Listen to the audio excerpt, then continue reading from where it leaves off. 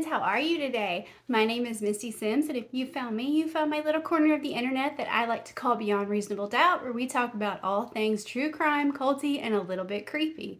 I am so glad that you clicked that link to watch this video, and I do hope if you're new here that you'll hit that subscribe button and hang out with me long term. And if you are a returning watcher, you already know I love you more than cupcakes with sprinkles, so welcome back. So I hope you guys are having a great day. If you clicked on this link, you already know that we're going to be talking about a cult today, and it's a long one, so grab you some comfy socks, a glass of wine, start your house cleaning, whatever it is you got going on, because we are going to be here for a minute. I do want to throw out a quick disclaimer, trigger warning, all the things. I don't mean any disrespect or harm to anyone that I talk about in this video. There are still followers of this cult out there today. They are still active.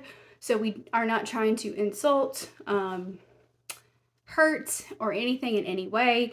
I do believe that this is a cult. I think you will agree when we get to the end of this based on, just the findings, the court cases, the testimony, the books, the docuseries, all those types of things. But do your own research. Go read everything out there. Form your own opinion. We are not trying to be derogatory to anybody's religion.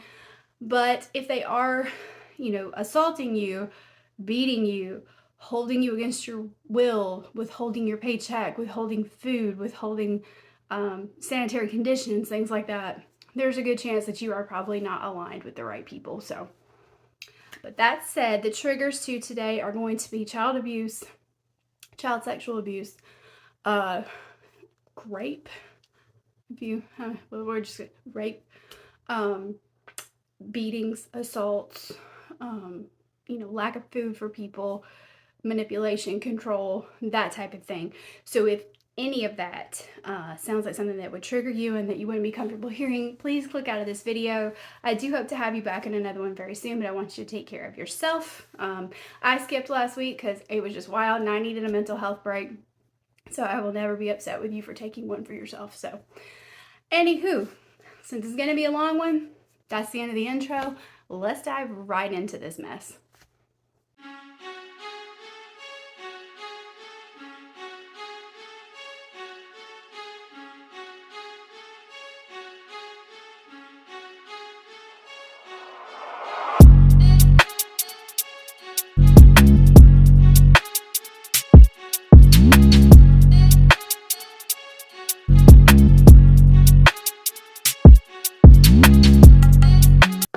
So Tony and Susan Alamo were a married couple who developed this Christian ministry, as they called it, to spread the gospel to the world. And this also ended up in a fashion line, TV shows. They had a bus. What good cult doesn't have a bus? But how did these two people come to meet? How did these two like-minded people who ended up controlling their hundreds of thousands of members, just, every move of their life, and pulling more and more people in and funneling money and having the followers, basically live in ruin while they lived in riches? How did they do this? How did they find each other? How did two people like this find each other? Well, to answer that question, I think we've got to start all the way at the beginning, and we're going to talk about where these two came from and how they united. So let's start with Susan. So Susan Alamo was not born Susan. She was actually born Edith Opal Horn in April 25th of 1925 in Alma, Arkansas. Now, she was born in this little teeny tiny town. Alma's not very big. From what I understand from the documentary, and there are several out there and they're great, so go watch these. Alma is a really good spot. It's very close to like Texas. I think it has an interstate that kind of cuts across it.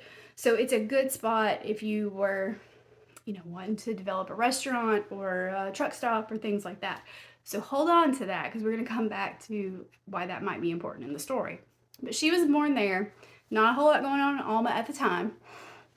And she was born to Jewish parents. And by everything that I read and that I could find, it doesn't sound like she had a bad upbringing. It actually sounds like it was quite good. Parents were very religious. Her dad would read the Bible to her daily. They would pray together daily and just spend some quality time with the Bible. Sadly, though, her father's life was cut short as he contracted tuberculosis. And as you know, early 1900s, tuberculosis was a death sentence for most folks. So Susan had read a passage in the Bible, and a lot of you probably are familiar with it, about having the faith the size of a mustard seed, you can move mountains. And she just really fixated on that passage and believed, well, if that's the case, if I pray hard enough, then I'm going to be able to heal my dad. God's going to heal my dad. I have the faith that he will do it. And that's just how it's going to be. Unfortunately, her dad didn't make it. And I found this one a little interesting too. Was a lot of folks with grief like that might have turned from the religion at that point. They were so fixated on it, and they were, just honing in on the fact that the religion, might could heal him, that type of thing. God's going to heal him. I don't say the religion. God was going to heal him. But instead of, being angry, she pulled into the religion even harder. She started just really like deep diving into the Bible, looking at the doctrine, like just picking it apart, learning every little piece part. And she started witnessing and giving sermons to her friends, which, is fine until you turn violent when they want to get up and leave. Because, we're talking kids here, right? And kids' attention's hard to hold anyway. So they're like, oh, I want to go play. And she's like, absolutely not. Like, physically putting them back down. You're going to listen to what I have to say. So a little red flaggish there that she's reacting this way. But, she did lose her dad, so who knows? We all deal with things different. But, Susan was described as having a very magnetic personality, very charismatic. She could pull you in particularly the men in the town. So, Alma's not real big, and you've got this, charismatic, magnetic blonde that was Susan. She's able just to pull them in, they want to just do whatever she says. And by 15 years old, Susan finds herself pregnant and soon married. So, probably not the ideal situation for Susan, and not because of, not wanting to raise a baby or anything like that, but it was because she didn't want to stay in Alma. Susan had aspirations to do something bigger. She wanted to get out of this small town that she didn't feel like appreciated her. She wanted to be an actress, a singer, a dancer, all these things, and Alma just couldn't offer that. So she wants to go to Hollywood. And now we found ourselves in this situation that looks like an impediment to Hollywood, right? Well, not for Susan. Susan gives birth to their son, who she names Charlie, and she decides, well, I don't really want to do this all my life anymore. Divorces Charlie's father, packs Charlie up, and the two take off to Hollywood without a second thought about it. And sadly, this is kind of where I couldn't find a whole lot more about Charlie. There's no indication that anything bad happens to Charlie. He's kind of referenced in a few other things, but nothing really pulls you back to what happened to Charlie long term. When he grew up, is he, was he a success? Did he marry? Did he have kids? Did he have a job? Like, what did he do? I just didn't see a lot, which, granted, with where this goes, there's probably a reason why he probably has separated himself from the situation. But I would like to know, like, if something bad happened to him or anything like that, just because, I don't know. I would like to know. But she did have Charlie when she went to Hollywood, and there was no indication that anything bad happened to Charlie. So if I find that information, I'll drop it down in the description box if I can figure it out. But so here she and Charlie go. She's in Hollywood, and she's going to make a name for herself, right? So she changes her name from the Edith Opal to Susan Fleetwood. So now we've got Susan on her hands here, and she is ready to just make a scene in Hollywood. Except that doesn't really go that well, because as you can imagine, just like today, there are so many people who want to make it big in the industry, and they're very talented. I don't believe talent has anything to do with not making it. I think it's just right place, right time, and all the stars align kind of thing. And they just weren't aligning for Susan. She was getting like, a few little things here, a few little things there, but it just wasn't anything like she anticipated. So she gets a job to support herself and Charlie as what's called a B-girl. So a B-girl is basically somebody who's paid to look pretty in a bar. The bartender will give her a glass of tea. And, if you've seen, any type of dark liquor drink, tea can look that way in a cup. So a man will come in and he'll see this beautiful young lady standing over by the bar with her drink, which appears, to be alcohol, and he will offer to buy her a drink and then of course buy one for himself. So the bar is making money off her just looking pretty. And Susan was completely okay with that. She was good, real good to stand there and look pretty. And ultimately this kind of works out in her favor because she meets a man one day that walks in whose name is Saul Leibowitz. And Saul, he hadn't had a great upbringing. His parents had thrown him out of the house at age of 6. Now, I don't know what in the world a 6-year-old could do to be thrown out of the house, but that's what the Leibowitzes did. So Saul's on his own. He kind of takes on, this tough guy persona because what can you do? You're living on the streets at 6 years old. There's not much else you can do to survive. So he's out here trying to make his way in the world. He'll pick fights, he'll steal, he'll do whatever he has to do to survive. And one day he runs up against the wrong crowd, picks a fight, mouths off, whatever he does. And these boys are not having it, okay? And they beat him up and they throw him in the water. Now, Saul is from Philadelphia, and this is the middle of winter. It is freezing cold in the water in Philadelphia. And Saul can't swim anyway. Now, being thrown in the freezing cold water is already going to shock you. You're just tooling around doing your thing and then you're thrown into icy water. It's not going to be good for you. And then you can't swim on top of it. So you are completely locked down here. Your system is like abort mission, shutting down, all the things. So he thinks this is it for him, that he's going to drown. Thankfully, a man saw what was happening and fished him out of the water, got him warm, and Saul survived. And this guy was a prize fighter.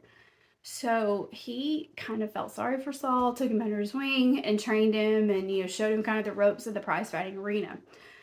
That sounds good, except that one thing led to another, and Saul decided that more money, I guess, could be made in, using his talents for the mob. So he became an enforcer for that type of organization.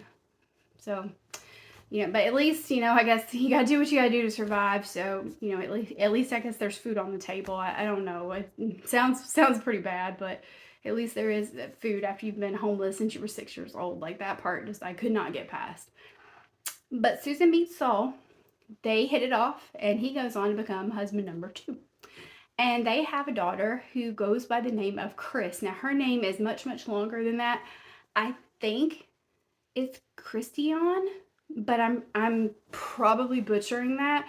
So I'm just gonna go with Chris. That is what she calls herself too. So the name is beautiful spelled out. I'm just sure that my southern accent is not lending itself well to the pronunciation. But Chris is born, and there's this perfect little family, right? I mean, granted, we got some little not so kosher things going on here, but granted, we've got some not so great things going on with the whole mob ties and all that stuff. But you got Saul and Susan that have met and married and have a little daughter. Hopefully, Charlie's running around there somewhere. Even though we don't hear about it. But this would be the good opportunity for everybody to turn their life around, right? Would be, but not for Susan. I mean, she just can't settle for normal. It has to always be something better, right? So with Saul being in all the trouble that he was in with the mob and being the debt collector and the enforcer and things like that, he is in and out of jail a lot. There's warrants all the time. The LAPD are always on their back. I mean, it's a constant thing, right? So Susan's often left alone with Chris. Well, by this point, Chris has, she's becoming a young child, finding her own voice, and she's becoming quite the little singer. She has a beautiful voice, and Susan recognizes that, and she's ready to exploit it. She wants a Hollywood kid, right? She wanted to be one. She can't be one. She had one. That works. So she starts taking starts taking Chris places where she thinks that people in the industry, the music industry, will hang out and that they can be seen and discovered, right? And I'm talking restaurants, bars, maybe bars are a rough term to use, but establishments like that, and just having her just start singing in the middle of nowhere. Like just jump out there and go somewhere over the rainbow or whatever. Very embarrassing to Chris, but she's hoping that, producer XYZ will be over here and will say, "Oh my goodness, she's the next big thing." I mean, I'm not 100% sure who was really super popular at that time, but I'm guessing she's hoping that she's got like a Judy Garland, a Shirley Temple, that type of thing, that she's wanting to pull that, Chris into that world. So while this is going on, and the singing is, hadn't quite caught on yet, or they haven't hit it big time. They're not winning America's Got Talent just yet. Susan has to figure out some other way to make money and to pull money into the household. Now, one would think you could just go get a job, but why do that when we can run a con, right? So Chris recounts them doing something that she was called working the church. They would travel around to local churches, she and Susan, and they would say that they were missionaries who would just, return back from wherever they've been doing God's work. They, and they would give their testimony in church. Like, could they speak and give testimony in church? So they would. Susan would tell her story, kind of vary from time to time, and then the churches would just pour money out, because that's what Christian churches do, right? They support their missionaries. And Susan would just rake it on in her pocketbook. And you would think, okay, probably not the best way to go about getting money, deceiving a church, but maybe she's feeding her daughter. Maybe she's feeding her family. Maybe she's doing these things. No, she's not. She's buying herself clothes and things that keep up the facade that she's doing much better in life than she actually was. Chris actually recounts in one of the documentaries about how well put together her mother is, and how she always has the riches on, just things like that. She's very just put together, and projects an image of being in a much better place in life than she actually is. So, and she's very good at it. But what she's not good at is parenting. She becomes increasingly abusive to Chris. At first, it's more of like the mental manipulation of, you wouldn't have anything if it weren't for me. Like, you would be burning in hell. Like, God knows what you're thinking, what you're doing. I'm the only thing that's saving you. Da da da da. And then it turns extremely physical, right? So Susan, while doing all these things, and I'm assuming just dealing with life in general, she abuses alcohol quite frequently. Chris recounted in the documentary that I watched that she would come home very often from school, and like her mom's going to be drinking a beer, smoking a cigarette, and this has kind of been the course of the day, right? And she never really knows when she comes in the door what version of Susan she's going to get.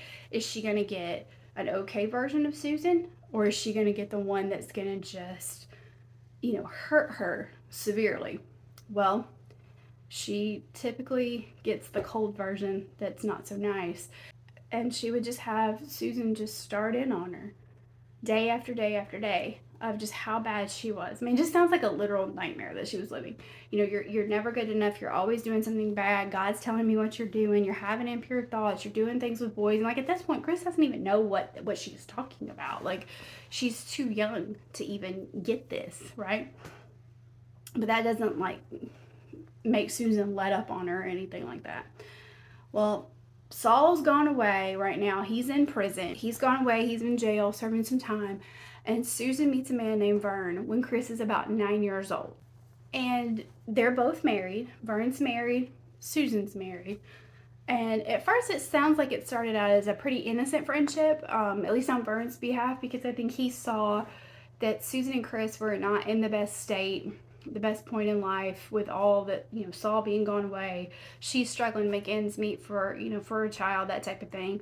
So he's inviting her over to the house. He's trying to give food to them. He's trying to make sure, Chris is, getting to hang out in a nice home, play with the kids, that type of thing. And all seems to be okay, right?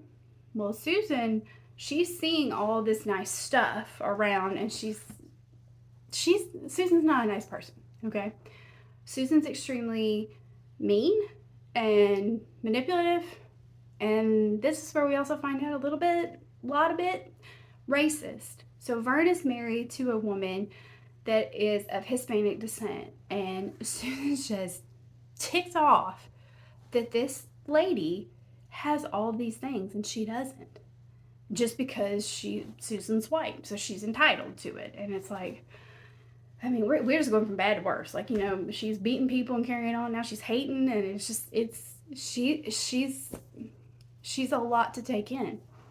Well, when she sees all this, she sees the wife, she just decides that she wants this for herself. She wants to be the kept one.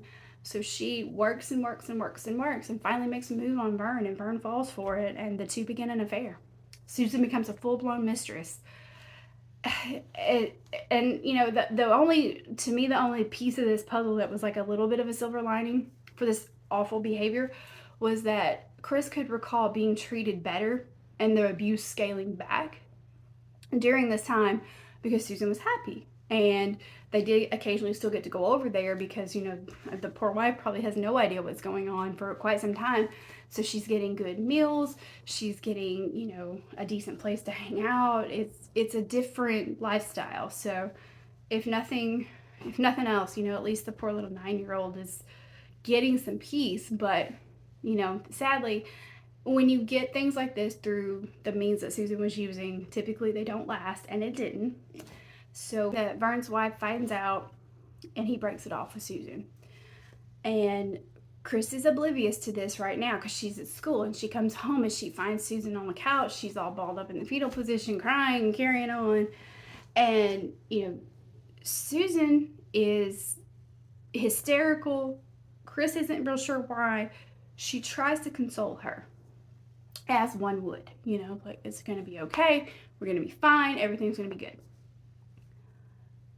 Susan loses her mind. Instead of embracing her daughter, saying, "Thank you for still being there for me. I am a wretch. Thank you for loving me," she just blows a gasket. She unmercifully beats this child. She beats Chris so badly. There's blood everywhere. It's brutal. She's brutalizing this child. Chris manages to escape to the bathroom and looks at herself in the mirror, like blood everywhere, and doesn't even recognize herself. She's battered so much.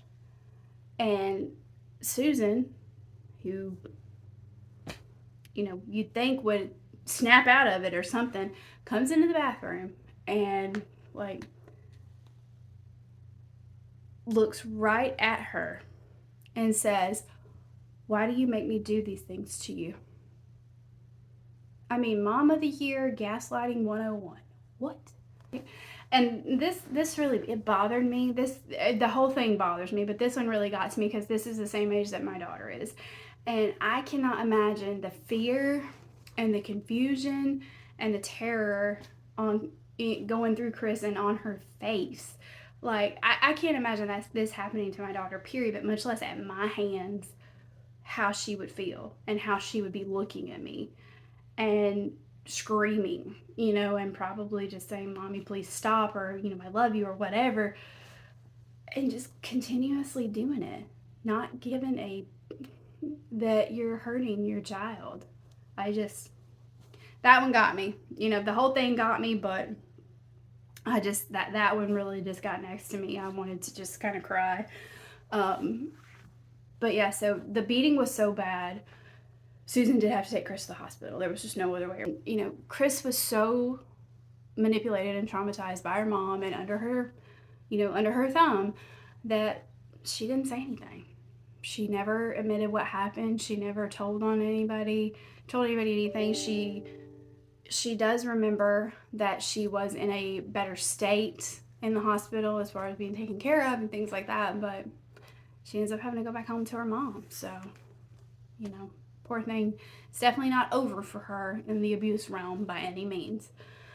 But fast forward a little bit, Susan and Chris are getting along to get along, and about the time that Chris is 11 or 12, Saul's out of jail. He's living with the family, and he goes to collect a debt from some local bookies, which, already we're sketchy as it is, right? It's a sketchy line of work to do. So he goes to a bar where they frequent. they've been tipped off, know that he's coming, and there are police officers who are on the up and up, and they're in with the bookies, so they don't want, anything being done, said, debts collected, that kind of thing. So they jump Saul at this point, and he's beaten just brutally. Well, Susan, who's mad, like, she doesn't really care if he lives or dies, but she wants to exploit the LAPD, hoping for some money, right, out of the whole situation. Like, I mean, whatever, it's my husband, don't really care, but let me make sure that I, can get something for me out of this. She's working like her own little extortion scheme, and typically when you start messing around with bad people like that, it's not going to go well for you. Susan may think she's all bad and hard, but in reality, she's just a big old fraud, right? So when she starts trying to extort money out of these people, they call her bluff, and the family has to go on the run for about 6 months. They got to get out and stay away. When they finally can come back home, she makes a decision that while she and Saul don't have to divorce, he's not going to be able to live with Chris and she any longer. That's just not what they're going to be doing. So she puts him out on the street, and she and Chris, they get their own place, but they're pretty much living in poverty, right? Like, it's pretty bad. Well, by this point, she's starting to become a teenager. She's starting to attract boys, and she ends up with her first real boyfriend named Robbie, and she's smitten, right? I mean, we all remember the first love, the first, person that we connected with like that, and how sweet and innocent and just pure it is, right? And that's what Chris is going through right now. So it's great. And we also know that Susan is not going to let her daughter be happy. That is just not going to happen. So she tells her, why don't you bring Robbie on over? They've been going to the movies and doing some things like that, but, Susan wants him to come over and meet Mama, right? So she does, she's like, all right, we'll just go in, you'll meet him in and out, right? Because she doesn't want Susan to ruin this for her. Well, that, isn't what Susan has the intent to do. She starts asking Robbie some questions, like what are his plans, long term, and he's telling that he saved up some money from college, and it comes out that he's wanting to go to Stanford to college, and he's got some money in the bank. And at that point, Chris just knows what's about to happen, and that's Susan. She pivots that whole room, that whole situation, and starts teasing Chris relentlessly, and then flirting with Robbie, and then Robbie goes right along with it. I mean, he had me in his corner because he seemed like a nice guy when she was just talking about first dating him and little puppy love stuff, and then all of a sudden here we are, he's flirting with her mom, and one thing leads to another, and he starts showing up to that apartment like a whole lot. But it's not to see Chris anymore, it's to see Susan. And you can guess the goings-ons of the apartment, right?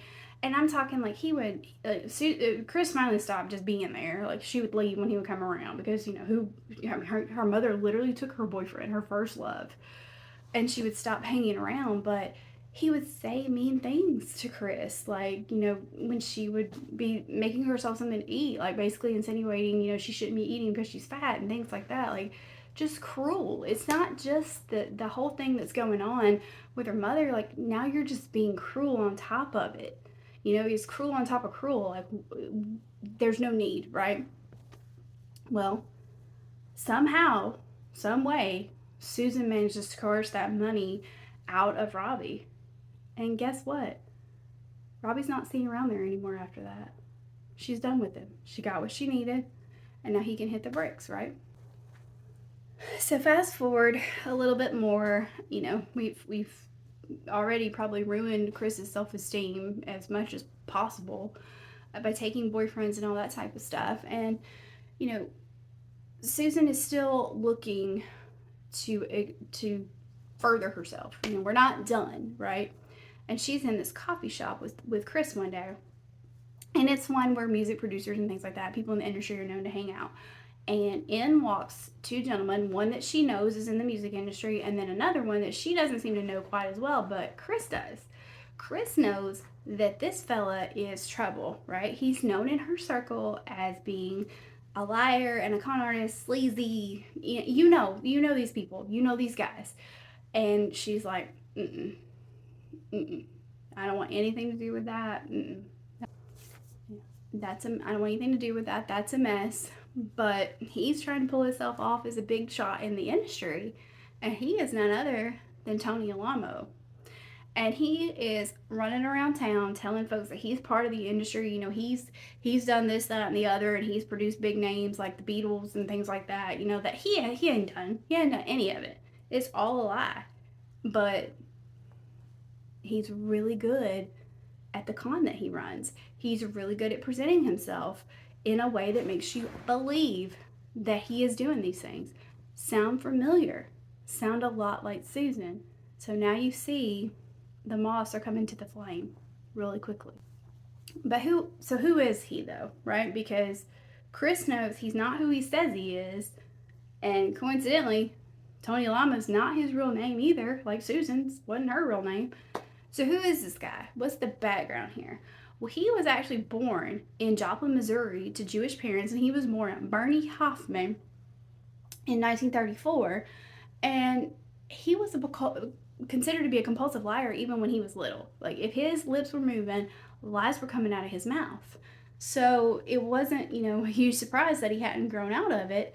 And he always seemed to want to be more important than he was, know more famous people, all the things. So what better place to find himself than to move to California, where maybe he could either run this con or make these dreams a reality. So that's what he did. He packed up and he took off to California. He tried his hand at singing and changed his name a bunch of times and things like that. Nothing ever really worked out.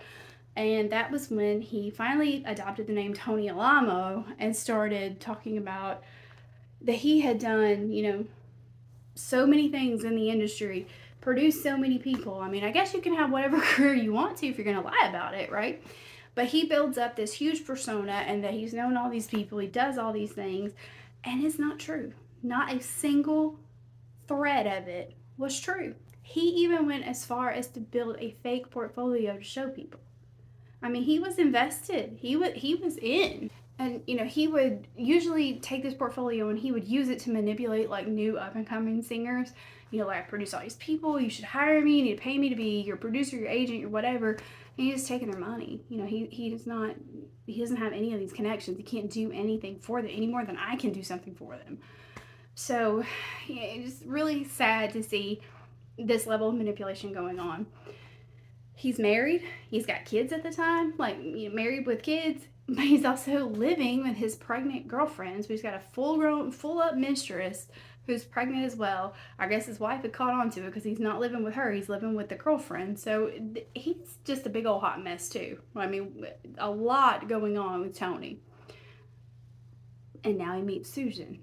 The funny part I thought about this was the way that I interpreted it was like, he sees Susan and she's got this facade that she's got something all about something, and so he's like, oh, well, maybe she's got a little something, for me that I can take money or whatnot. She sees him, she thinks the exact same thing. I'm kind of, these two are just made for each other, aren't they?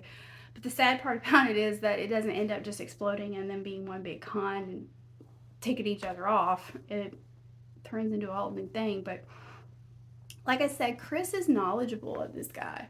She knows him, and she knows that he's living with the pregnant girlfriend. She knows he's just spending her money and taking advantage of her situation.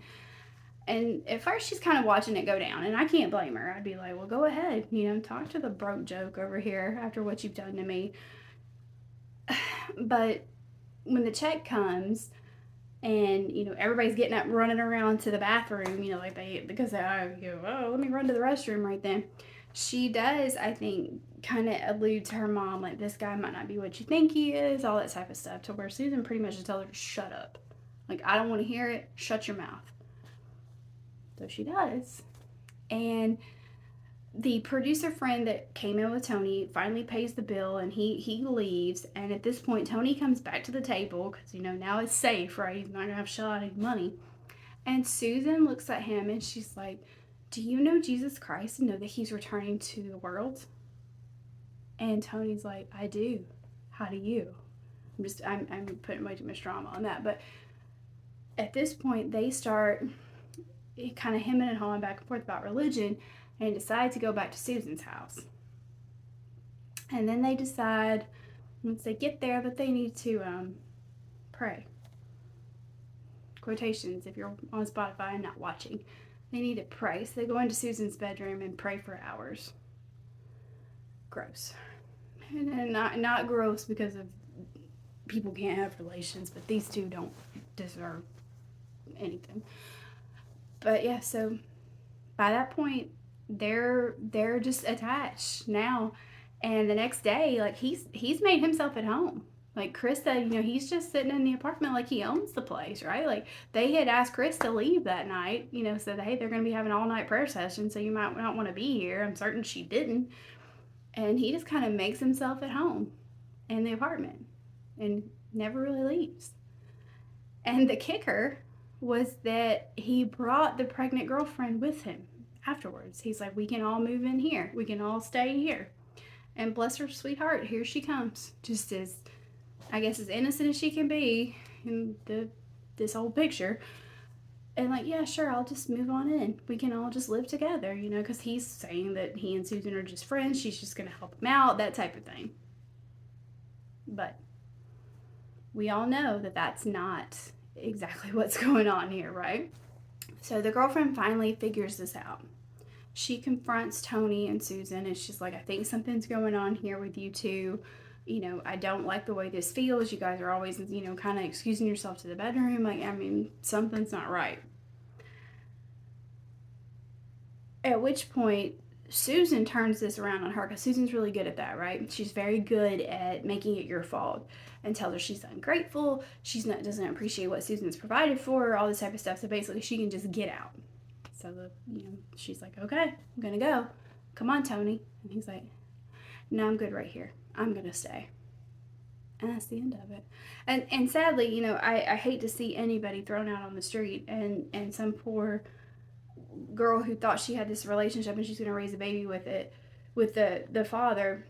But, honestly, if she's watching now and could, speak about the situation, it was probably the best thing that ever happened to her to get away from this and where this ends up. So, bad situation, but maybe she just needed to be removed from it, because now Tony and Susan are together and they never separate from this point forward. So at this point, Tony and Susan decide this is it. They're going to be together. Very short, quick whirlwind type of thing. They divorce their spouses, who I think have been overshadowed here quite a bit. They're both still married. They're both married. Tony's wife, who I don't know her name, but he's married with children at the time. Susan's still married to Saul. They divorce, and then they decide to run off to Vegas in 1966 and get married. So the Alamos are now one. They need money, right? You need money to be married and to get married and have the service, and then of course you need it afterwards to make yourself a way to live and provide food and shelter and that type of thing. So they start running religious cons. And they actually ended up even running one on Elvis Presley. They rap-a-tap-tapped on Elvis's gates and went up and ministered to him to the point where Elvis gave them money himself. Like, it's crazy to me. It's not crazy to me that Elvis did that, because by all accounts, he was a charitable person.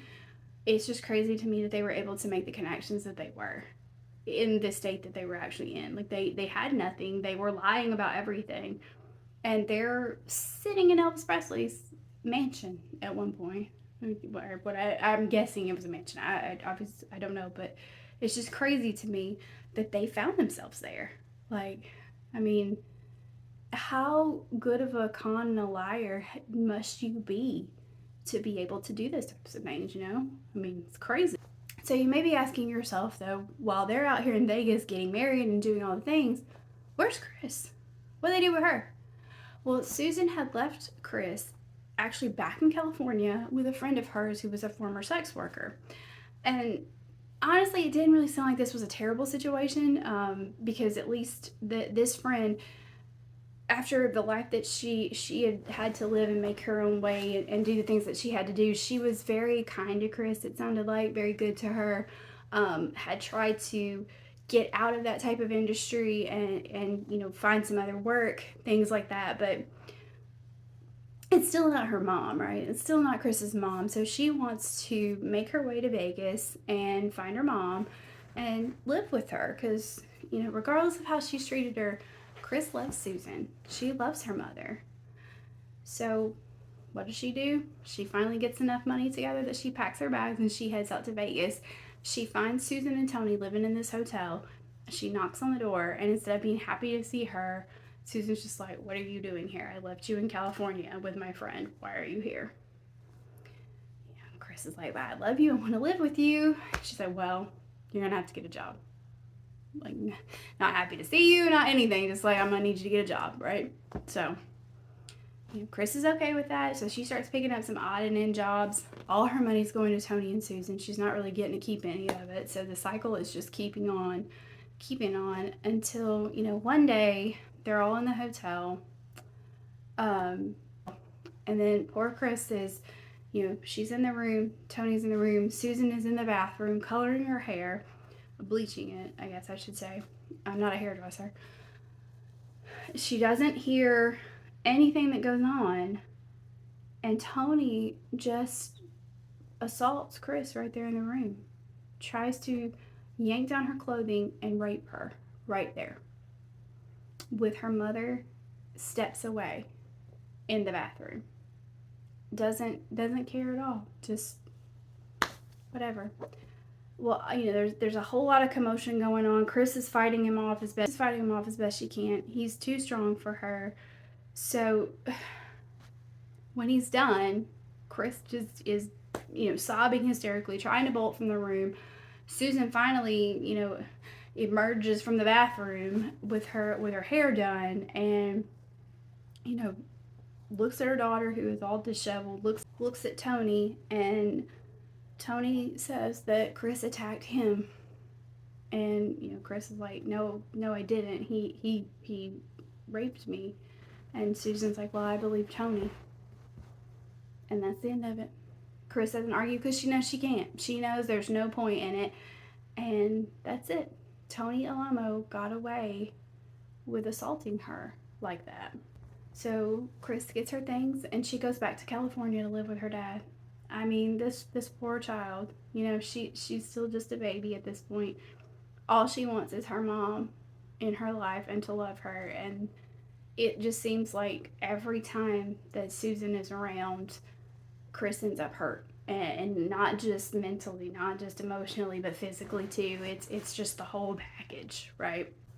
Well, by this point, Susan and Tony have been running cons a lot, and they finally, they run one too many on some investors, and it starts to catch up to them, so they decide to skip town and move back to California. And they end up with this nice house in California, and Susan finally coerces Chris to come back and live with her. She's like, you can come live with us here in California. Come on, it's going to be fine. Come move in with your rapist. It's fine. And manages to get Chris to do so because, like I said, Chris is under her thumb and under her, master manipulation here. So she does. She's about 16 at this point, and she's working on some charter boats and doing pretty well for herself. And then she meets this man named Harry, and Harry Moxley, I believe, and they start seeing each other. And one thing leads to another, and the relationship turns intimate and ultimately ends up with Chris falling pregnant. Well, she's a little nervous, I think, about telling Harry, but she's also excited because she's like, well, here's the family, that I want. He's going to be fine with it. And Harry was not fine with it. Harry was very upset by it and wanted her to get an abortion. And Chris she wasn't hearing of this. She's like, I'm not doing that. That's not what I want. And the two end up breaking up. She goes on to have her first daughter and decides to get an apartment of her own and ends up moving into this complex where she meets a young man named NCMEC. And it begins as a friendship, but she and Ed actually end up developing a relationship. And they live together for a little bit. It doesn't sound like them living together was the best arrangement, so Ed moves out and moves in with some friends, but they keep their relationship going once they're separated. They just aren't meshing while living together, right? Well, but it comes out at this point that, Chris is seeing Ed, and then Susan, she's got to get in the middle of it, so she demands to see Ed. So they invite Ed over to Chris's apartment. He comes in, and Susan just starts ministering, going off on a sermon, that type of thing, and Ed's in. He's falling for it, hook, line, and sinker, to the point where Susan's like, okay, well, take me back to your house where you live, because there's a lot of other of his friends there, impressionable friends, and I want to hold a sermon there. So they do. It's so strange to me, but yet it probably seems well intended, I guess. Well intended that they are going to go over there and preach gospel and things like that if they're religious people, maybe. But it's just weird that, like, you want to meet mom for the first time and they just go into this, like, it's not like, how are you, what's your favorite color, what do you like for dinner. They just go into this tirade on sermons, but whatever. So they go over to Ed's house and they start in on their sermons, and they pretty much tell anybody that doesn't want to listen to get out and don't come back. And Susan preaches all night long, telling these folks that they are part of the Christian army and they need to join the army because Jesus is coming back and they need to be part of this bigger army. And these sermons are happening regularly. They're happening every single day. They're coming back to the house, and more people are joining the army. So basically, this house becomes the home base for their first church. And then they start sending these folks out to start street preaching, and that the street preaching is popular around where I live in the bigger cities, especially. Nothing wrong with that, but if if you've ever encountered somebody who's street preaching, it can be a little intimidating because they do tend to, they're by themselves on the street, they're yelling because the cars can't hear them or whatever. But they're out there, they're yelling, they're trying to recruit anybody, they're targeting what Susan calls dirty hippies. Her words, not mine. And homeless people and folks that are down on their luck. Like they're targeting vulnerable people for a reason, right? People become very loyal to Susan and Tony because Susan and Tony are investing in them, or as they see that, they start living with them in this house. And I think it was a 3-bedroom house, if I'm not mistaken, what was on the documentary. And there, at one point, there's 200 people living there. They had to be literally sitting on top of each other to try to even eat dinner. I mean, wild, right? But they have tons and tons of followers. And Susan she calls these new folks that are coming into the fold, she calls them baby Christians. And they're going out there recruiting these people. They're like, hey, come on over, listen to the sermon, we're gonna feed you, you're gonna get a free meal, you're gonna have a good warm place to kind of hang out for a while. And what they're not telling them is the people that are already members there, that meal, they dumpster dove for. And that's not shaming anybody that dumpster dives, but I think you need to disclose that if you're going to feed it to somebody else, right? They don't tell them that. So they come over for their meal. They stay for the sermon, and then most of the time they never leave. And then they become one that goes out and recruits other people. So it's just snowballing to all these new baby Christian followers that they're getting. The sermon started to get wilder, in my opinion. It would go from things, they're giving their testimony, which, all good. But then Susan is giving testimony on things like being saved from terminal cancer, being healed from tuberculosis, all these types of things. And her daughter has said none of this was ever true at that time. So, and the end of the story would vary, as she told it. And then they start becoming very accusatory towards the Catholic Church, and that the Catholic Church is responsible for things like these presidential assassinations and all these abominations that have been going on. Tony is telling them that, he's given his testimony, and the reason that he is so successful is because the voice of God has told him to do X, Y, and Z. And while I'm not saying he has not heard the voice of God, that is between he and God, we know the success is a lie. None of that was ever true. So everything they're building is being built upon more and more lies and more manipulation and more cons. And people are just coming to the fold because they want to belong. It sounds great, and it's free meals, regardless of where they came from. It's free room, all this type of stuff. And they're love bombing the congregates. We love you, we want to take care of you, you're great, God loves you, all these things, give me your paycheck. And they're taking, if they have a paycheck, some don't, some are on benefits, but they're taking whatever. They don't care. They want to pull it in, they want to give it to the church. You don't need it if you're here, right? We're giving you everything you need. You don't need the money. We need the money to provide for everybody.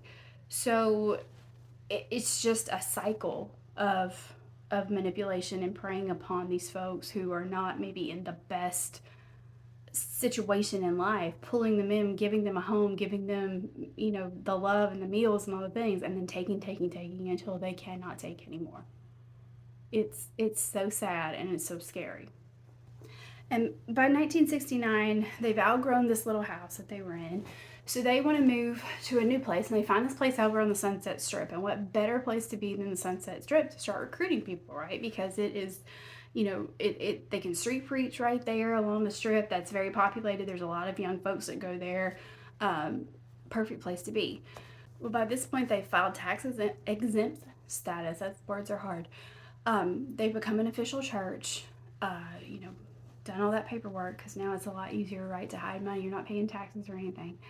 And they are putting rules in place on their followers. And I'm talking like super strict rules. Like if you're hiding money, you've got the devil in you, you're possessed by a demon, like just weird stuff. You don't question the Alamos for any reason. They are the end all be all. They know everything. They're the prophets, right? And just hardcore rules.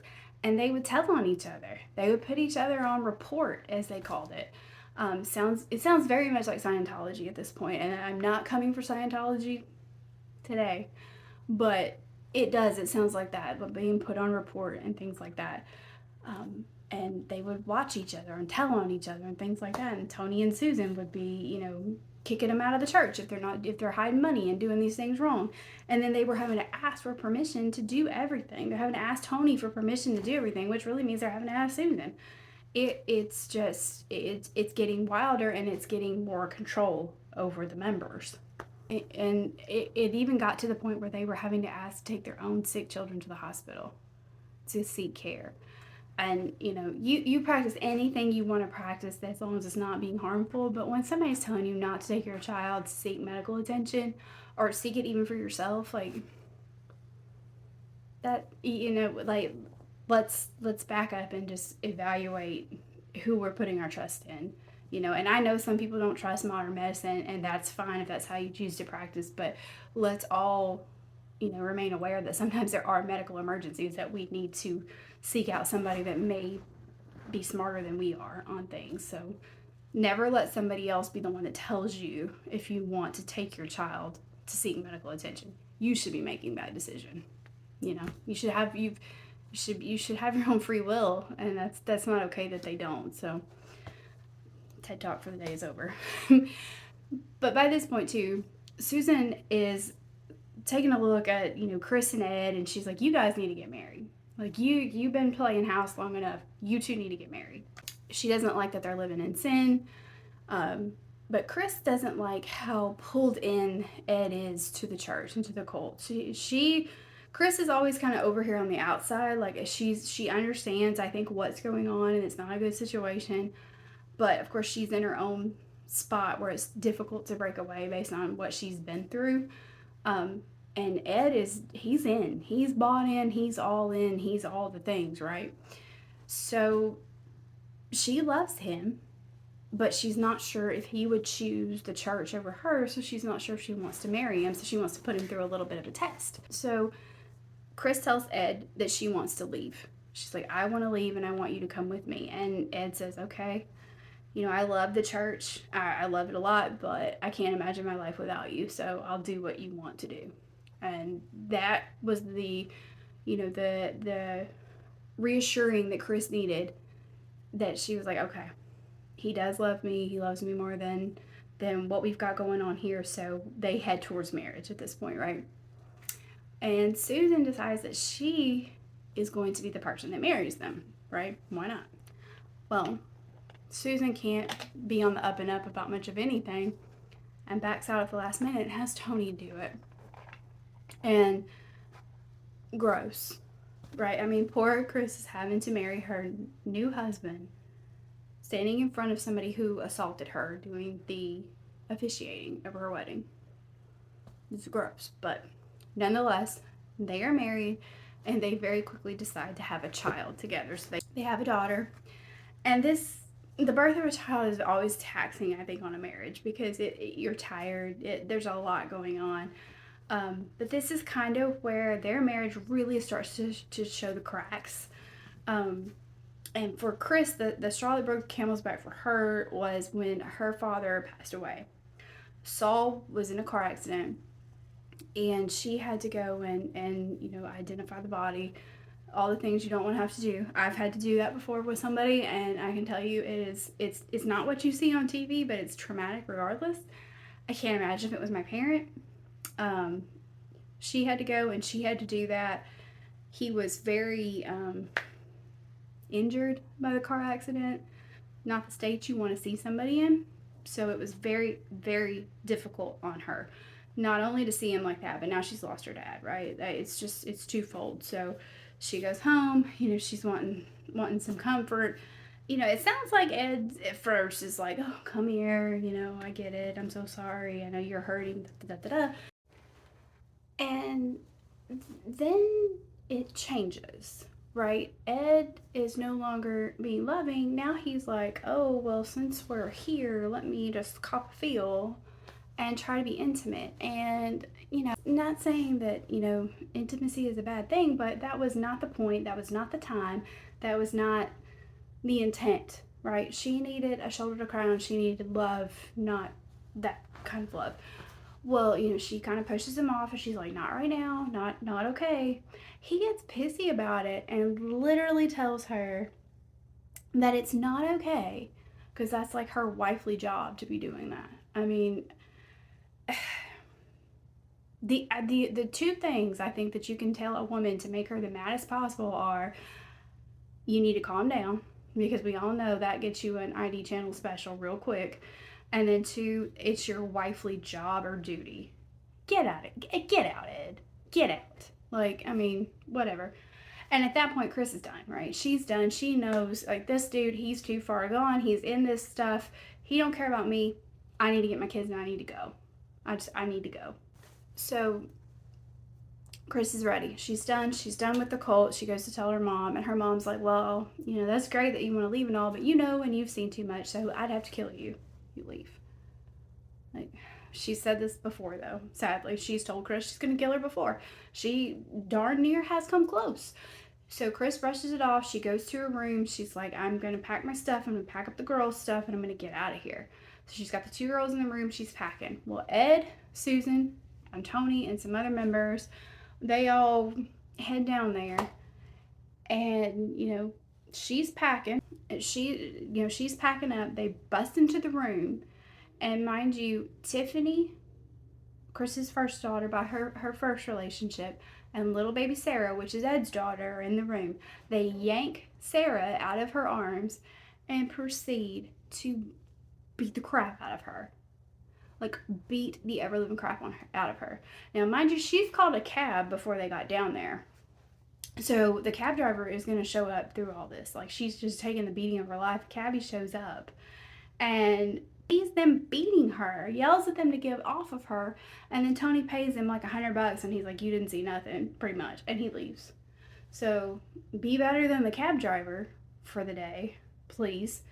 But he leaves, but he leaves because Tony tells him that they're performing an exorcism. Okay. But still, he believes it and he rolls out. Well, Chris had the forethought to know that this probably wasn't going to end well, so she's called the police and gets them on board to come on over there beforehand. So they show up, they see the situation, they see how Chris is. They, basically say, y'all gotta let her leave, you can't be doing this. They give her the baby back. She starts to pack things up again. She's like, please don't leave though, because, clearly you've seen what they've done. Don't leave. Even though they're not really necessarily, I don't think, on Chris's side at this point. They're like, okay, we'll stay. And they meander, but you need to hurry up. Like, rude, kind of rude. And they kind of meander on outside. Well, they left. They didn't stay. It's basically their word against Chris's, right? Chris is saying she was beaten up and she's clearly the one bloody and black and blue. But the rest of the group is saying Chris was the aggressor. So the cops are like, I don't really care. I don't feel like getting into this today. And they leave her. And the next thing she knows, she's hit over the head with the phone and comes to, and the girls are gone. She's in the room by herself. Girls are gone. She calls the police back. You know, like, you guys left me. What are you doing? They've taken my kids. Like, you know, just all this stuff. And, you know, the police come back. You know, she's hysterical, as any mother would be. You know, the cops are questioning Susan. Susan's like, well, you can't keep Sarah from Ed. She's his daughter too. And at this point, the cops hear something in Susan's closet. And when they open the door, they find another one of the cult members hiding in there with Chris's oldest daughter, Tiffany. So she gets Tiffany back, but still we don't know where Sarah is, right? Sarah's in the wind with Ed. She's gone. So they go down to the police station, and in the mix of all this, a call comes into the police station, and they say that they're a lawyer. They're really just a cult member, and ask to speak to Chris. And they tell Chris if she won't press charges and she won't do anything, they will return baby Tiffany to her. So she complies. She gets little Tiffany back, and she's out of there. And while I wish she could have pressed charges, I don't blame her. I mean, a mom's going to do what a mom has to do to get her kids back. So just thankfully, the children were not hurt, and Chris wasn't hurt any worse than she already had been, and was able to free herself from the situation. Well, I wish the story stopped there. Susan and Tony don't, so they keep going and keep collecting more and more followers. And so their endeavors are just going to get worse, and just get worse and get crazier. You know, by 1970, like I said, they got a few hundred followers. The house on Sunset Strip, they've outgrown it as well, and the police are becoming more and more engaged to look into what's going on there and the disturbances and things like that. So they decide that they're going to move, and they're going to build a compound out, you know, get away from town, and you know, move on to somewhere that's bigger and they can be a little bit more self-sustaining, that type of thing. So they move out to Saugus County, California, construct this compound. There's an old abandoned restaurant that they convert into living quarters, or into a church. They convert into a church. And then there's all these like chicken houses, like chicken coops, animal pens, all that type of thing. That's what they convert into the followers' living quarters. Like these were the bunk houses. And they construct a fence around the whole thing, and they have security guards working it. Like, I don't know why you'd want to get in. I mean, I don't want to be in the animal pen. I imagine they're trying to keep people from getting out. But anyway, they do all this stuff, and then they start manipulating through withholding food, withholding power, withholding sanitary conditions. They're not giving enough water for the congregants. They're not giving food on a regular basis. They're rationing everything. And the one thing that I found very crazy, it was in the documentary. I always want to say documentary, like Stephanie Harlow, and sound really cool, but the documentary was they weren't given enough water, like I said, and they also, one of the ex-members said that they were not given disposable diapers. They were only given cloth diapers, which is fine. That's perfectly acceptable to use if you're being given the right sanitary conditions to launder them, but they weren't. So these babies were soiling the diapers, but being forced to keep wearing them dirty because there was no way to clean them. Well, with that type of dirt and human waste came maggots. So there were maggots in these little babies' diapers. And the mothers, who arguably couldn't control this because of the conditions they were being forced to live in, were then being told by Susan that they were terrible mothers. So, like, this the gaslighting here is ridiculous. But she blames them for not providing their baby sanitary conditions. Meanwhile, Susan and Tony are just fine. They're not having their power and their food and all these things, you know, rationed. They're living high on the hog. Like, it really reminds me of like the Jim Jones situation, where, you know, he had the nicer home and all that type of stuff, and then the rest of the people could just live wherever. You know, you do whatever, because I'm gonna live over here. But just, it was just a very sad situation, and just thinking about those little babies just like broke my heart. So not good living conditions, but they continue to stay. And we know from just the research we do on these cases, that you guys do, that I do, that is how you can tell the mind control is really set in, right? They have control, and they are making them truly probably believe that they are bad mothers, you know, just because they got you. So this was also, though, the time that the beatings started. and they would beat the children in the cult, especially if they got out of line. If someone told on a child for acting a certain way, any of the cult members could be ordered by the prophets to beat these kids unmercifully. And these could be public beatings. They could say that they were beating the devil out of them, beating a demon out of them, whatever they wanted to say, but they would just beat the stew out of them. And Tony could order these beatings, Susan could order these beatings at any time. And the parents would think that they were doing the right thing for their children. I don't understand that, okay? I don't understand if someone walked up to me right now and told me my little boy or my little girl, they're possessed by a demon and we're going to beat it out of them. I'd be like, well, you and I now have an issue that we are going to have to settle. I don't understand it. But, I also know that these folks in this situation are not in the right state of mind either that you and I might be right now. So they're not being able to bathe regularly, they're not being fed regularly, they're working long hours, they're doing all these things. So we're not thinking clearly, and they know that. And so they can subject these children to these types of beatings.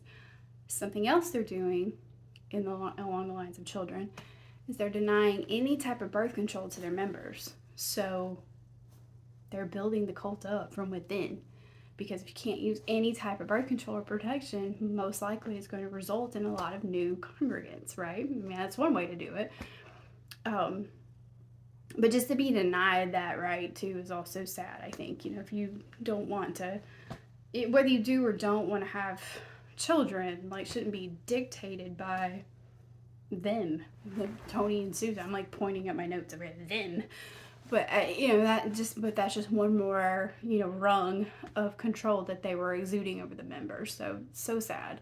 But now that they're out here in Saugus, they are away from the populated parts of town. So they're not over on the Sunset Strip anymore. They're not doing things, in the middle of town. So what is a good cult to do? Like we covered earlier coming on the video, they get a bus and they start going into town, going into populated areas, going into, a variety of different places and recruiting and, pulling people, come from Hollywood and get on the bus and let's go back here so you can visit the compound. And then, it's like Hotel California, you never leave. But just, furthering their reach. And then when they pull these folks in from out of, what I guess I would call modern ideals and things, and they pull them into this more isolated area, they're able just to wrap them up in this whole bubble of control, which is what they ultimately want, right? And I mean, I'm telling y'all, don't get on the bus. Dang, don't get on the bus. It just does not seem to lead anywhere good in any of these stories that we are covering, so don't get on the bus. But anyway, when these recruits would come back, they don't see the bunkhouses that are bad. They don't see the maggot-filled diapers. They don't see that stuff. They just see the sunny side. They see all the good, and they see the happy, shiny people, and everybody loving everybody, and they get love bombed and all this type of stuff, and then they want to stay, and they want to give up everything that they have and join up with this movement where everybody loves you, and everybody's happy, and everybody's doing all these things. And then they get sucked in, and then slowly their truth starts to surface. But it's too late. You're in then. You're already in. You're already a part of something. So it's growing like wildfire now. They're pulling people in left, right, and sideways. And then the next thing happens. That this is how I had heard of them before. They get their own TV show. The Tony and Susan Alamo Christian Ministries television show in 1973. Now, I imagine Tony and Susan had to be on a high, right, from this, because they wanted to be famous, both of them. And here they are, a staple on everybody's TV right now. And the one that I remember so vividly seeing was that they broadcast at one point from the Grand Ole Opry, which is just up the road from me a little bit. And I'm like, oh my goodness, I can't believe that these people were there. They're on the Opry stage and they're cult leaders. It's just great. And I know that sounds stupid. Well, why couldn't a cult leader stand on the Opry stage? But it just, you just associate that with country music and nothing like sinister like that. And then they were broadcasting from there and pulling people in. And then what little did we know, they were beating children and they were making folks live in animal pens and all types of things like that. So it's just crazy. But anyway, when you get a show like that and you really start to blossom into the world and into fame and into glory, the authorities start to look at you, right? Because now you're a known entity. You're not flying under the radar anymore, and they want to know what's going on. And where's all this money that's seemingly flowing in freely? Where's it coming from? Where's it going to? What are you doing with it? Are you appropriately compensating people? Are you paying taxes? Or, all the things, right? Well, Tony and Susan can't have that, right? Because it's very clear that they're taking from all their congregants. They're not compensating them from any work that they're doing, potentially. Doesn't sound like it. And there's a lot coming in, a whole lot. So they're like, well, not going to stick around for them to find out what we're really doing, so let's move. So they pack everything up and they head back to Arkansas. Well, what part of Arkansas did we pick? They picked Alma. They moved back to Alma, Arkansas, where Susan was from. And it was funny because it was like, well, she really didn't like Alma, right? She wanted to get out. But she wanted to go back. She wanted to show those people what she was about, what she made of herself. I mean, she's got it all now, right? And she wanted them to see it. So they move into this town, and like I said earlier, it was very well placed because it had a lot of interstate traffic because it was close to Texas. Kind of the way that I understand it, the way that it's positioned, the way the interstates kind of intersect, is coming in from a couple different states. So it makes sense for you to stop here to eat, get gas, that type of thing. So not only do they move here and start to build a compound, but then they also start buying up restaurant space, other like gas stations, car repair places, all that type of stuff. And who do you think's working at all these places? The members. So they're not really concerned about having to pay wages because they're providing the room and board for these people. So they're working and recruiting and doing all these things in all these businesses. This whole little town is just getting sucked up and becoming a one big like recruitment center. And they're making tons of money because they're tax exempt and they're pulling in buku-oodles of money, right? Buku-oodles of money. And their restaurant spaces and like venues and stuff are pulling in big time people. They've got Dolly Parton performing there. They've got Bill Clinton eating there. They've got like all kinds of stuff going on. It's very well known. It's not like this is an unknown entity. This is becoming a big deal. I mean, because on the surface it seems so good. It seems so great. I've listened to some of the sermons, and if you don't know what's going on in the background and you don't hear Chris's story and you don't hear these ex-members' stories, it just sounds like people that want to preach the gospel and do better and bring good to the world. And then you find out that you've been supporting something that, does have nefarious intentions. Well, it's not long before the government gets involved again. They are, starting to look at them one more time, and now you're in Alma and you're living like kings and queens. It's like something's wrong here. So they pick up and they move again. They relocate to a little bit more remote part of Arkansas to set up their compound. And they're also starting to build fear in the congregants of the government. They've done this whole time. This is pretty common with a cult. Government's out to get you. Government's going to kill you. Government's dangerous. All this type of stuff. And whether you believe in big government or you don't, this is like it's definitely fear mongering among the congregants because they have them believing that they're just going to swoop in and just like slay the whole group, right? So they keep feeding this to them as well the whole time they're moving. Like, we got to go because they're going to come after us and all that type of stuff. And the government files a lawsuit against them at this point on what they believe to be the fact that the Alamos are not paying wages to their workers. And this lawsuit kind of carries on for a little bit. And in the meantime, they get another TV show. Because why not, right? Let's give them another show. Because one wasn't good enough, we give them another one. And they use this sort of as a mechanism to be able to dispel rumors that were going on. They're like, we are not doing these things. We're not mistreating these people. One of the quotes that was actually in the documentary was that they were asking basically like, are you taking from these people? And I think Susan said to the reporter, I'm hoping I'm quoting this correctly, that most of these people come with nothing. Some come without even shoes on their feet. So if he was willing, she would take every member that came with something, like with money and with means and things like that, and she put salt and pepper on him and eat them if he would do that to the rest of them. And I thought that quote was very odd. I get where she was going. Like, she's saying that, she would definitely not be the one feasting because of they're coming to them with nothing. But that was just really weird to couch it that way. But okay. But so they're using their fame and their notoriety now to basically, say that people are out to get them. There's all these rumors going around that aren't true. And that's always going to come with fame. I think everybody is subject to that. But the scary part about it was true. It was true, and they were just keeping on for years. Sadly, because I don't want anything bad to happen to anybody, Susan would end up falling terminally ill with the cancer that she had talked about for so many years during this time.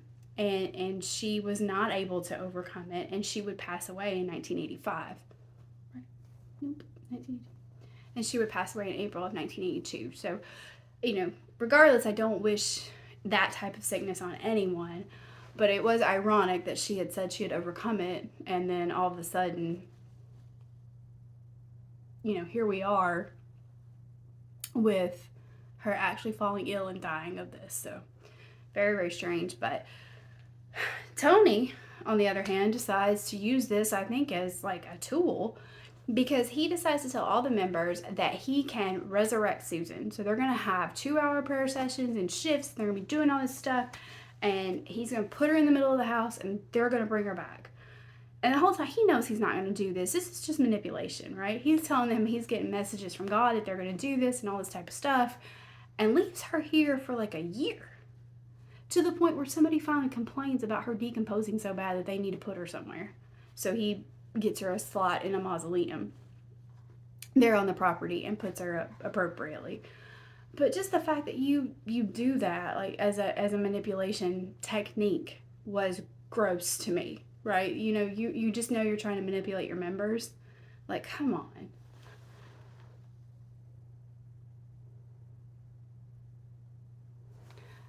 And Susan had left some very specific kind of guidance for Tony to let the members go, just because I think she knew, you're going to mess this up. You're going to mess it all up. It's not going to go well. Just let him go. But he's a narcissist. He's a liar. He can't do that, right? So after this year-long manipulation with her body, he's got to move on into something else, right? And keep this going. And he's facing a lawsuit at this time. He's actually found guilty of not paying back wages.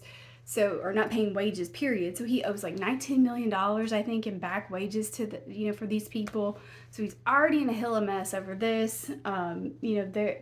His hatred of the government is just up here. And now the IRS is involved, because now they're like, wait a minute, I don't think that you should be tax exempt. I think there's more to this story. So they're starting to look at him. So he's kind of wavering at this point anyway on, I think, I don't want to say sanity, but almost, if we see where this heads.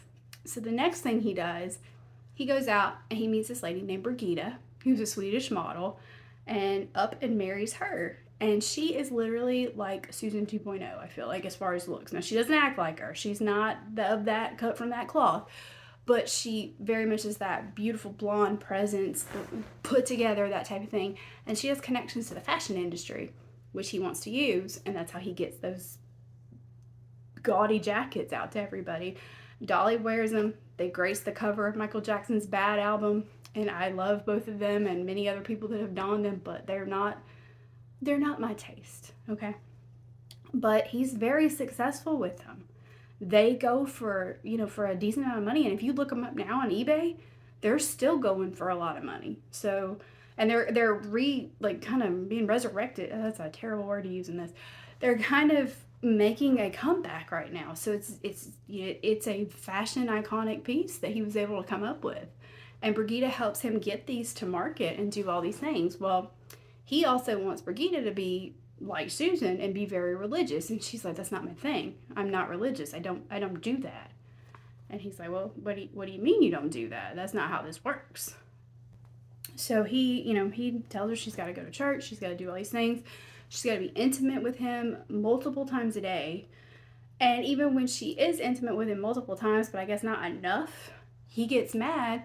He goes out of the room and he'll come back and he'll be like, well, since you just didn't, snap to it, God told me to beat you. And he'd just beat the crap out of her. Not sure that's the way to get a girl to be intimate with you, Tony. But okay.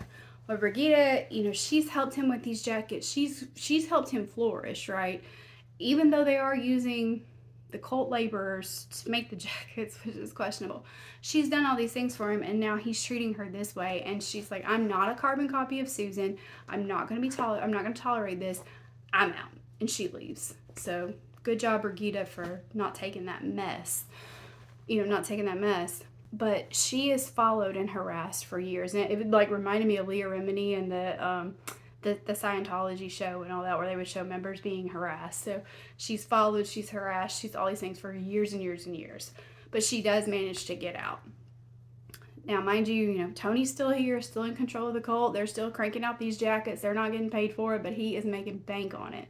Well, Tony being Tony, can't leave well enough alone, and he has some very dark intentions that are about to surface. So this is probably one of the worst parts of the Tony Alamo story.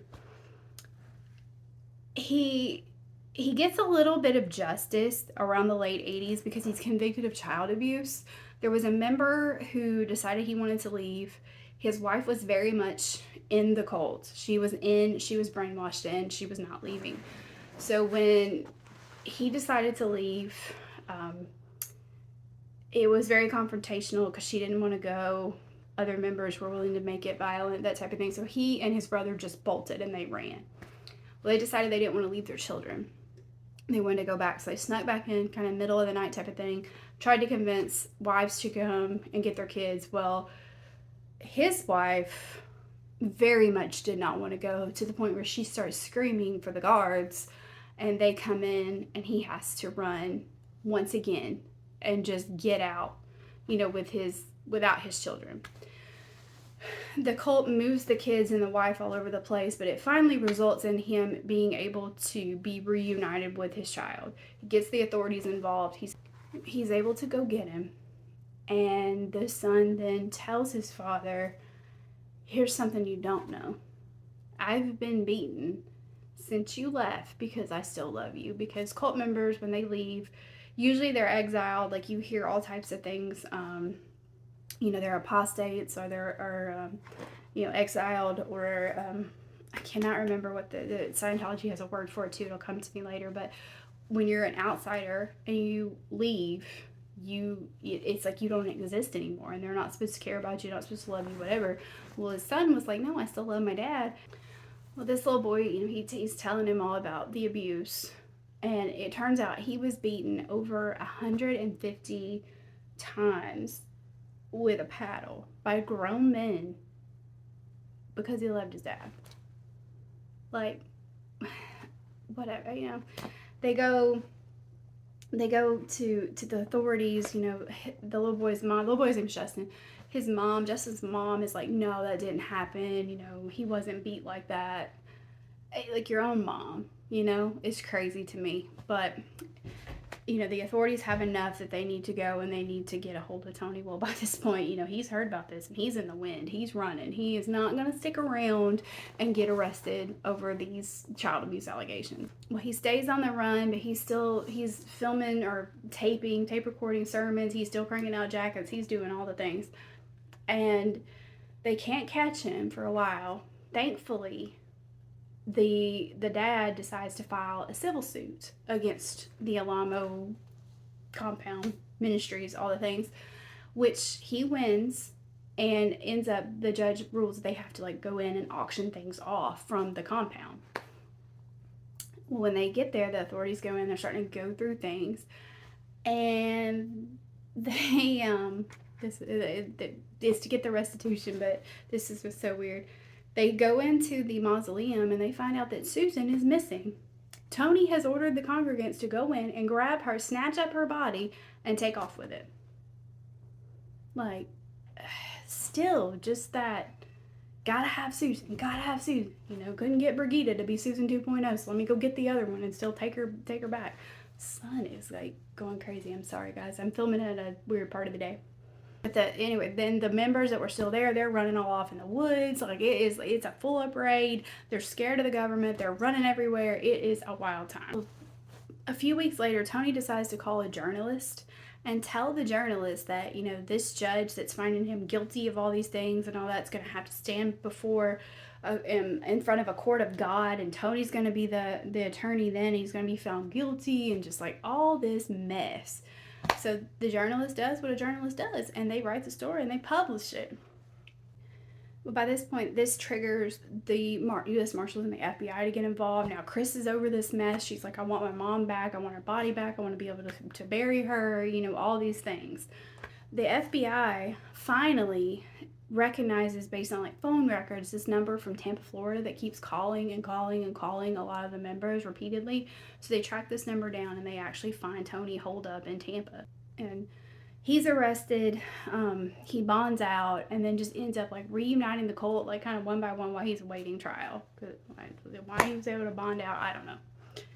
But, they're working on a new compound, they're doing all the things, and at this point he's decided that, there's a new rule that they're going to write in, and they're going to be polygamous now on top of everything else. We're going to be polygamous, so he's going to take multiple wives. Well, that's fine if that's how you want to live, except that he decides that he wants to take children. And I'm talking like girls as young as 12. The youngest, I think, of these brides was 8 years old. And he would get the cult members to let these girls live with him. And then after he's groomed them a little bit, he would take them into his bedroom where he had a box of rings, and he would perform a marriage ceremony, and then they would have to consummate the marriage. Most of these kids didn't even know what that meant. Okay? They had no idea. 8, 10, 12, they don't know what that means.